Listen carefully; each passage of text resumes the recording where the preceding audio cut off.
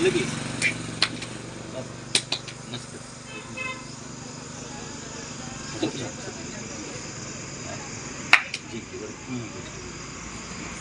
राजू, मला एक प्रश्न पडलाय. आपल्या IPL मध्ये सगळे संघ असतात. असेच की. न्यूझीलंड असतोय, इंडिया आपला असतोय, होय आफ्रिका असतोय, होय. मग चीन का नसतोय रे? चीन हा? चीन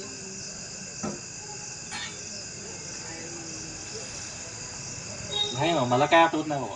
नाही, नाही. मला काय वाटतंय माहितीये का, तुला मी सांगतो. मला वाटतंय की सांगतो तुला.